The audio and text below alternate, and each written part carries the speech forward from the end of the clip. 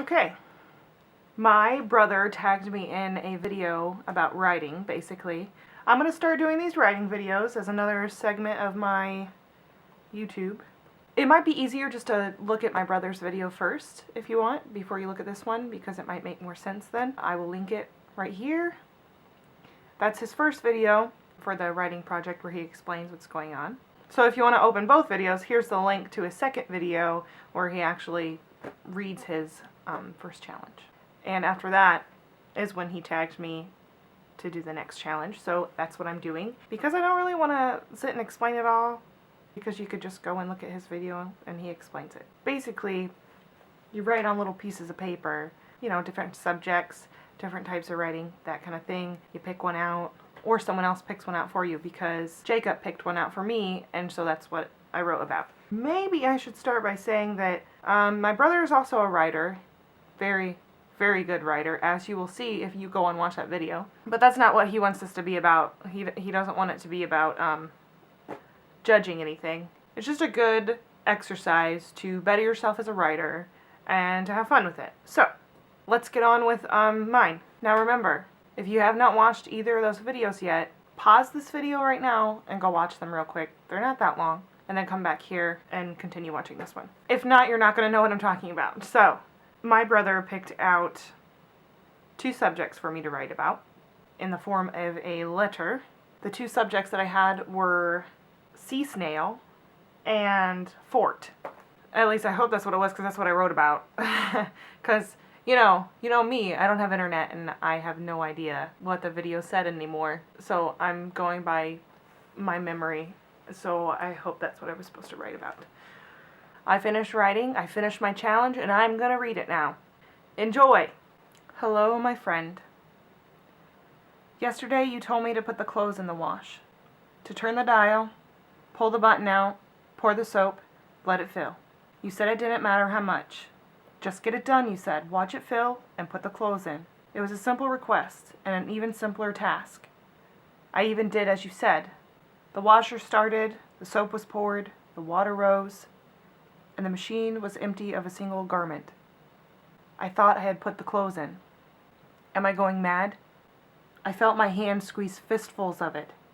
My nostrils filled with puffs of stale sweat and something else that keeps drifting further from my mind. Maybe it was at that moment that I dropped the shirts back in the hamper. Now I can't remember. My hands were wet. The whole house stunk of detergent. Her shirts lay stagnant in the laundry. Tell your sister to get out of my head. I watched the whole cycle with the lid up. I hoped for the distraction. Plumes of foam folded in jerky waves through the black water, and all I could think of was her sickly sea snail. No one else would wail like she did over a damn snail. Did she tell you about it?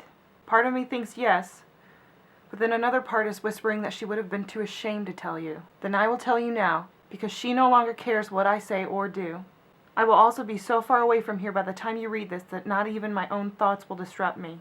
I really don't care anymore. Perhaps I don't even care to write this. What difference does it make? Pen to paper, letters into words, into letters.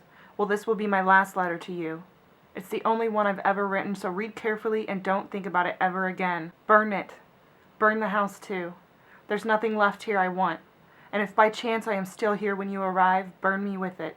But my request can come later. For now I have to explain about yours and why I couldn't complete it. Well, as I said before, it was all thanks to your sister, as all of this is thanks to her. It was a snail, not even a pretty one.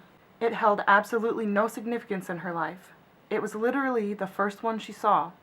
It was slow and sick and probably cracked on the one side. Look over there, I said. That one there will probably die. Look over there at the others. Did she? You think she even blinked? It was important the moment I said it would die. Everything was more important when she feared it would die. Well, the snail died. Quite quickly. We'd only been on the beach for an hour and she'd forgot she'd stuck it in her pocket. I had too, honestly, so perhaps I am at fault in some way as well. We sat and talked, and all the while the little sea snail was being crushed to death beneath the ignorant butt of her jeans. She always has a slow reaction to things she's done wrong, doesn't she? Didn't she? I knew the truth, though. Yes, I did. She can't hide a thought or a glance. It's plainly there on her face, but it's delayed. She stopped listening to me. Her eyes drifted to some speck to the side of my head and off in the distance. I watched her bare toes slide through the cold sand, and almost instantly her tears came. I couldn't stop them. Couldn't even help, really. I sat and watched the tide drift in close to us and then back out lazily to sea. It was a dull, gray sky up above, and the water turned dark with the approaching storm.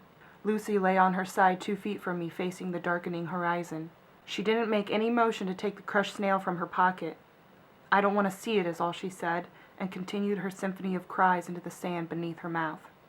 I told her she didn't have to. Later on that night, when she finally said we could leave, she stripped the pants off and we buried them in the sand as far down as our hands could manage. In just her underwear, she walked back to the car.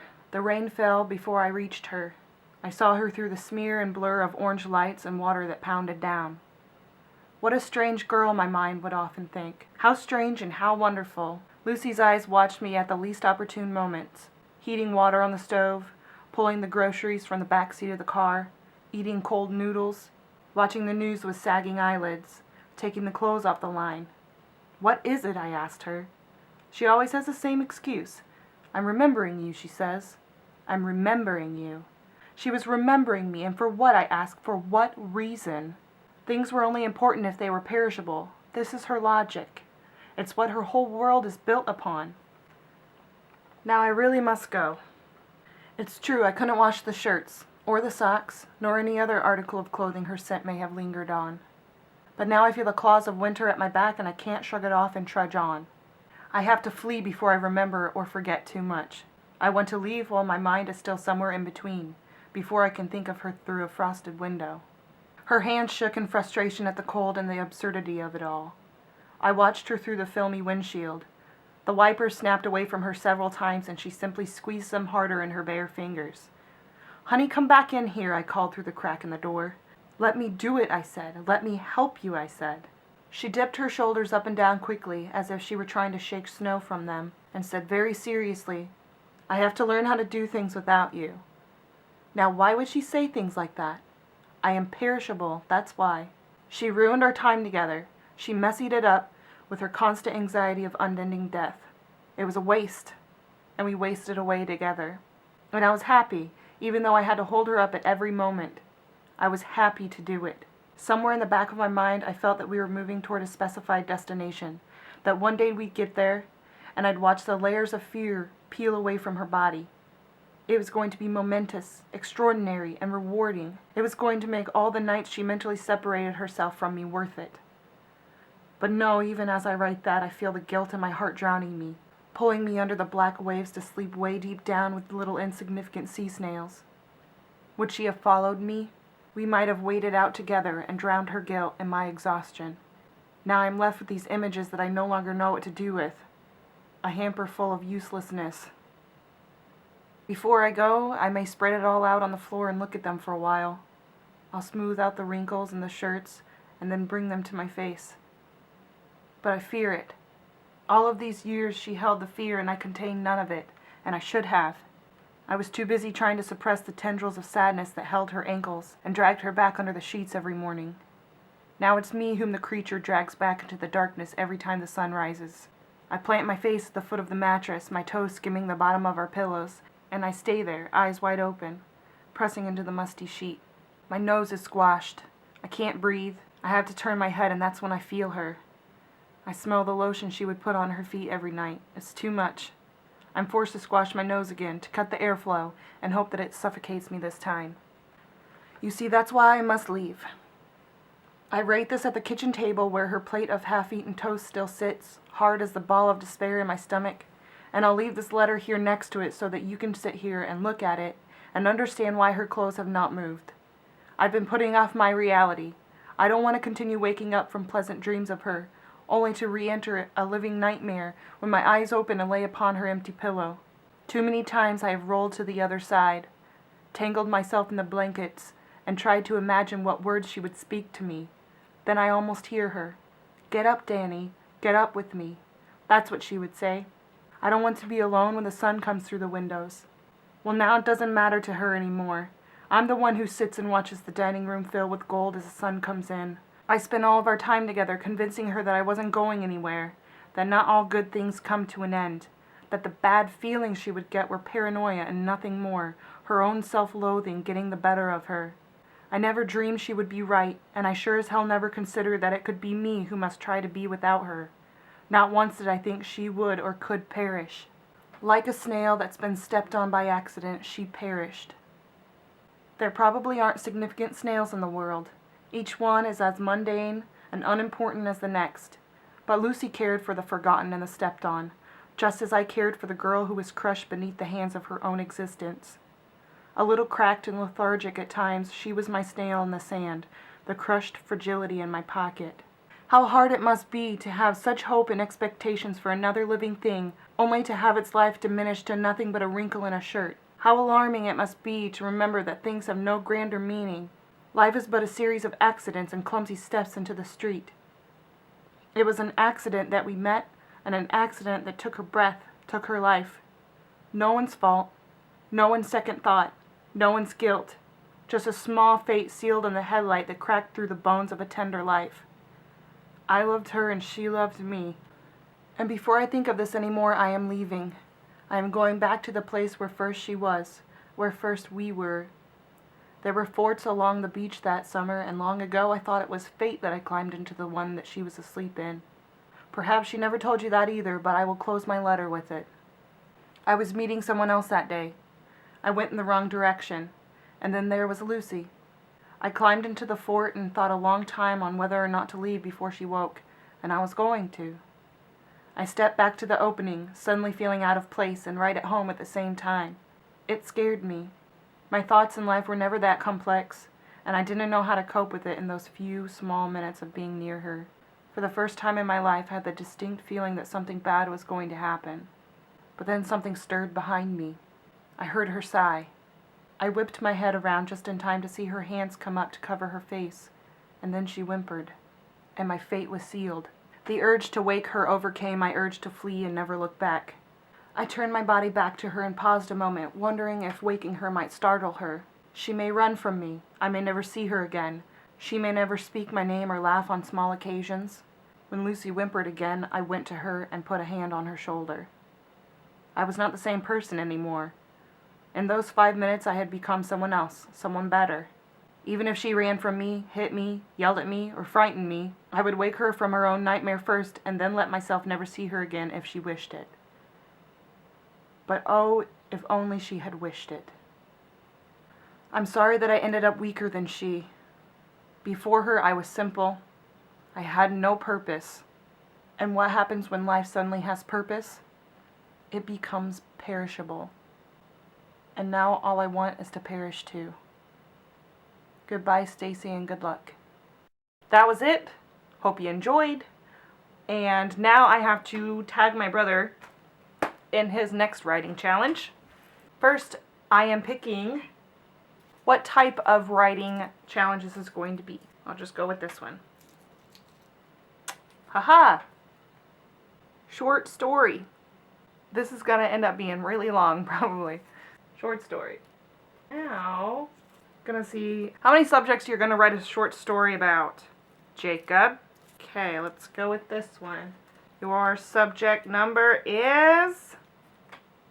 Oh, you're gonna hate me. 5. 5. I hope I did that right. Because I couldn't remember exactly what you said in the video, I couldn't remember how many numbers you went up to in the subject matter. Okay. 5 subjects, Jacob. Oh my god, I'm so sorry. That's so many. But I'm sure you're going to have no problem with it. Seriously. Come on now. Okay. First subject, fishing. Second subject, dirt. Third subject, paracord. Paracord. Fourth subject, Christmas. Fifth subject,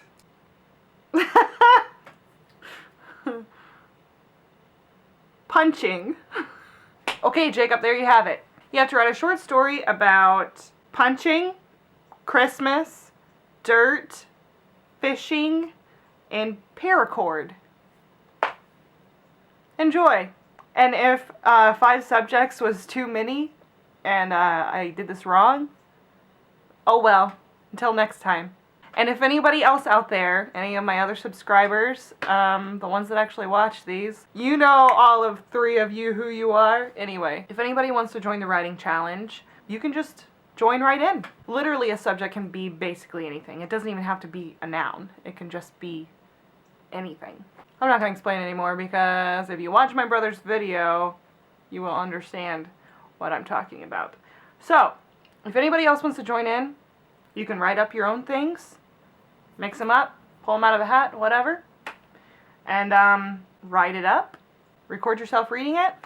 I recorded myself reading it, but I didn't really want people to stare at me the whole time, so, you know, I did a little something different with it. But let's get more people doing this. So, if there are any writers out there, feel free to join in, make a video, send me a message on YouTube, and let me know that you made the video, and I'll go and watch it. And then I'll subscribe to you. Probably. Okay, this was fun. Writing challenge number 1. Down. Bring on the next one, Jacobatzi. Bring on the next one, because I'm ready.